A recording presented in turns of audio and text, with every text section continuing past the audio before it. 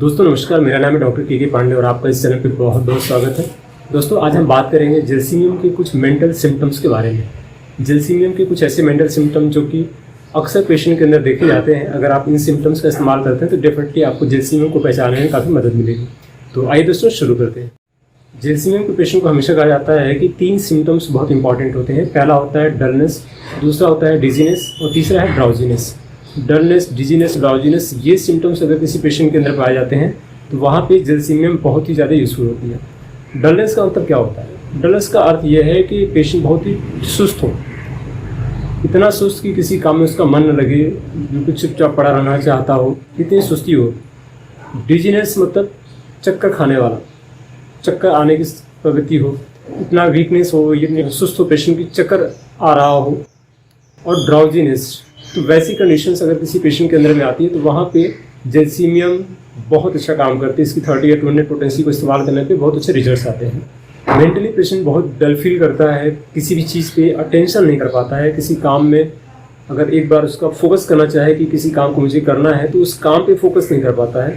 ठीक है, इतना डल होता है पेशेंट। दूसरा, पेशेंट किसी से बात नहीं करना चाहता। इवन वो खुद भी अगर शांत है तो भी नहीं चाहता कि कोई उससे बात करे, बिल्कुल शांत रहना चाहता है। जेलसीमियम का पेशेंट हमेशा अकेले रहना पसंद करता है, अकेले रहना चाहता है।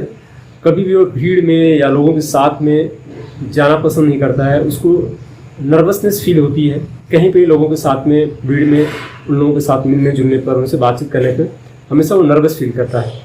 तो एक अच्छी मेडिसिन है नर्वस एंग्जाइटी की भी।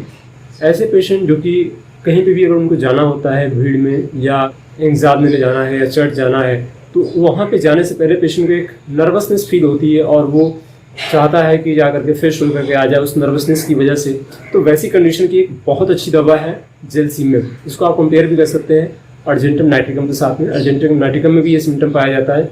कहीं पे जाना हो एग्ज़ाम के लिए, चर्च के लिए या किसी मीटिंग के लिए, तो जाने से पहले पेशेंट को एक फीलिंग होती है कि नहीं हाँ एक बार फ्रेश होकर के आ जाए। तो एक नर्वसनेस की फीलिंग है ये, जिसको एंटिसिपेशन भी कहते हैं। तो ये कंडीशन अगर है किसी पेशेंट के अंदर में तो वहाँ पे ये दोनों मेडिसिन बहुत अच्छा काम करते हैं। बहुत से ऐसे पेशेंट होते हैं जिनको स्टेज पे परफॉर्मेंस करने से एक डर लगता है, फियर लगता है। तो वैसे पेशेंट के लिए भी बहुत अच्छी दवा है जेलसीमियम। अगर जेलसीमियम ले करके पेशेंट अगर जाता है स्टेज पे परफॉर्म करने के लिए तो आप देखेंगे कि उसका परफॉर्मेंस बेटर होना शुरू हो जाएगा।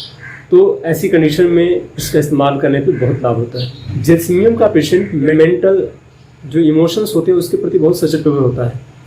मतलब ये कि कोई भी अगर मेंटल डिस्टर्बेंस होता है, मेंटल कोई शॉक लग जाए, कोई इमोशंस हो, कोई ऐसी न्यूज़ अचानक उसको मिल जाए तो उसकी वजह से पेशेंट कभी घबरा जाता है। मेंटल डिस्टर्बेंस एक बहुत अच्छी मेडिसिन है जेलसीमियम। कभी भी अगर मेंटल डिस्टर्बेंस कोई सडन न्यूज़ या सडन इमोशन की वजह से अगर आता है तो वैसी कंडीशन में एक बहुत अच्छी मेडिसिन है जेलसीमियम। बड़ी बार अक्सर कोई गुड न्यूज़ या कोई बैड न्यूज़ अगर आ जाती है तो उसकी वजह से अचानक जो इमोशन में परिवर्तन होता है तो उसकी वजह से जो भी कंप्लेंट्स आते हैं वहाँ पे इसकी आवश्यकता पड़ती है। फियर ऑफ फॉलिंग की भी एक बहुत अच्छी मेडिसिन है जेलसीमियम। जब भी कोई ऐसा पेशेंट हो, चाहे वो बच्चा ही क्यों ना हो, अगर ऊपर से नीचे की तरफ आने पे अगर उसको डर लगता हो, जैसा कि बोरेक्स में होता है, तो वहाँ पे बोरेक्स के साथ इसको कंपेयर भी किया जाता है। तो जेलसीमियम भी वहाँ पर आती है। इसके अंदर भी हाइट से गिरने का डर होता है, लेकिन जब सुसाइडल टेंडेंसीज होती है तो ये चाहता है कि हाइट से कूद करके अपनी जान दे दे। ये भी एक सिम्टम इसके अंदर में पाया जाता है। चूँकि डिप्रेशन की भी बहुत अच्छी मेडिसिन है, लेकिन इंपॉर्टेंट वही है जो डलनेस, डिजीनेस और ड्राउजीनेस जो सिम्टम बताया, और साथ में प्यास का कम से कम होना या प्यास का न होना, तो उस कंडीशन की बहुत अच्छी मेडिसिन है जेलसीमियम।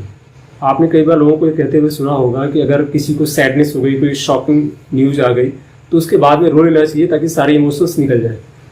अगर कोई पेशेंट उन सारे इमोशंस को दबा लेता है और रो नहीं पाता है तो वैसी कंडीशन की बहुत अच्छी मेडिसिन है जेलसीमियम। जो भी उसमें कंप्लेंट्स आते हैं उनको ठीक करने के लिए इसकी आवश्यकता पड़ती है। तो जो ऐसा पेशेंट जो कि सैडनेस हो लेकिन रो नहीं सकता, रोने की इनएबिलिटी होती है, रो नहीं पाता है, तो ऐसी कंडीशन में जो डिप्रेशन होता है या जो सैडनेस की कंडीशन होती है वहाँ पे जेलसीमियम बहुत अच्छा वर्क करती है। ट्रेम्बलिंग की एक बहुत अच्छी मेडिसिन है। नर्वस वीकनेस की वजह से जो ट्रेम्बलिंग होती है वहाँ पे इसकी आवश्यकता होती है। तो दोस्तों ये कुछ एक ऐसे मेंटल सिम्टम्स है पेशेंट के जिस पे अगर आप ध्यान देते हैं तो आप डेफिनेटली जेलसीमियम को बहुत ईजिली फाइंड आउट कर पाएंगे। और ये इतनी अच्छी मेडिसिन है कि अगर इसको सही से इस्तेमाल करें तो आपके बहुत सारे पेशेंट को जिनको मेंटल प्रॉब्लम होती है उनको आप ठीक करने में इसकी मदद ले सकते हैं। तो दोस्तों एक छोटी सी जानकारी रही इसके अंदर में, लेकिन बहुत इंपॉर्टेंट है। अगर आपको ये वीडियो अच्छी लगी हो तो इसको लाइक करिए, अपने उन दोस्तों में शेयर करिए जिसको लग रहा है कि इसकी आवश्यकता हो सकती है। और आपसे फिर मैं मिलता हूँ एक दूसरी वीडियो में। अगर कोई होम्योपैथी सीखना चाहता है तो मेरा कोर्स चल रहा है, उसको आप ज्वाइन कर सकते हैं। ज़्यादा इन्फॉर्मेशन के लिए नीचे व्हाट्सअप नंबर दिया हुआ, वहाँ पे आप जाकर के सर्च कर सकते हैं। दूसरी चीज़, मेरी वेबसाइट है, उसका भी लिंक दिया हुआ नीचे। अगर आप कोई बहुत इन्फॉर्मेशन चाहते हैं, कोई आर्टिकल पढ़ना चाहते हैं, किसी और टॉपिक से रिलेटेड बहुत सारी इन्फॉर्मेशन चाहते हैं, तो आप वेबसाइट पर जाकर के वहाँ पे आप सर्च कर सकते हैं। वहाँ से आपको बहुत सारी इन्फॉर्मेशन मिल जाएगी। अगर मेरे से ट्रीटमेंट लेना चाहते हैं तो उसकी इन्फॉर्मेशन भी वहाँ पे मिल जाएगी, या नीचे व्हाट्सअप दिया हुआ, वहाँ से भी आप जानकारी ले सकते हैं। ओके दोस्तों, तो फिर मिलता हूँ आपसे एक और इन्फॉर्मेटिव वीडियो में। तब तक अपना ख्याल रखिएगा। जय हिंद, जय भारत दोस्तों।